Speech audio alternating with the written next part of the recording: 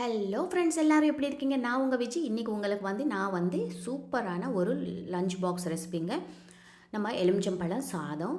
எலுமிச்சம்பழம் சாதம் lemon rice ரொம்ப ரொம்ப நிறைய பேருக்கு பிடிக்கும். ஆனால் இது செய்யறது ரொம்ப ரொம்ப ஈஸி. செய்யறதும் இவ்வளோ ஈஸியான்னு நீங்கள் நினைக்கிற மாதிரி ஒரு ஈஸியான ரெசிபி இன்றைக்கி நான் உங்களுக்கு காட்ட போகிறேன்.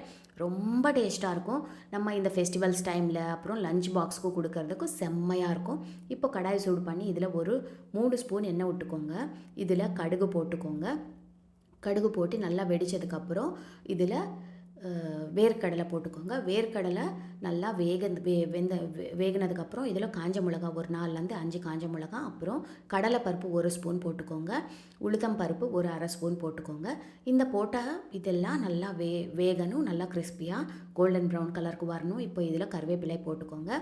அப்புறம் நல்லா கட் பண்ணி வச்சுருக்கிற பச்சை மிளகா ஒரு 4லேருந்து 5 பச்சை மிளகா போட்டுக்கோங்க. அப்புறம் இது நல்லா ஃப்ரை ஆகணும். இந்த மாதிரி நல்லா கிளறி விட்டுட்டுக்கோங்க. நல்லா ஃப்ரை ஆனதுக்கப்புறம் இந்த போட்ட மசாலா எல்லாம் நம்ம நல்லா ஃப்ரை ஆனதுக்கப்புறம் இதில் நம்ம என்ன பண்ணணும், ஸ்டவ் ஆஃப் பண்ணிவிடுங்க. ஸ்டவ் ஆஃப் பண்ணிவிட்டு மஞ்சத்தூள் போட்டுக்கோங்க. அப்புறம் ருசிக்கு ஏற்ப உப்பு போட்டுக்கோங்க. ஸ்டவ் ஆஃப் அப்புறம் தான் நம்ம இதில் எலுமிச்சம் சாறு விட்டுக்கணும். ஒரு 3 சின்னதுன்னா 3, பெருசாக இந்த மாதிரி இருந்ததுன்னா 2 லெமன் எடுத்துக்கோங்க. நான் முன்னாடியே இதுக்கு சாதமும் வேக வச்சு எடுத்து வச்சுருக்கேன். இப்போ ஸ்டவ் ஆஃப் பண்ணிவிட்டு இதில் எலுமிச்சை சாறு நம்ம 2 எலுமிச்சம் பழம் எடுத்துருக்கோம். அந்த சாறு எடுத்துகிட்டு இதில் போட்டுக்கோங்க. ருசிக்கு ஏற்ப உப்பு போட்டுக்கோங்க. சாதம் நம்ம முன்னாடியே நல்லா இது பண்ணிவிட்டு குக் பண்ணிவிட்டு அது நல்லா ஆற விட்டுக்கணும். இப்போ நம்ம இந்த சாதம் இதில் போட்டுட்டு நல்லா கிளறி விட்டுக்கோங்க.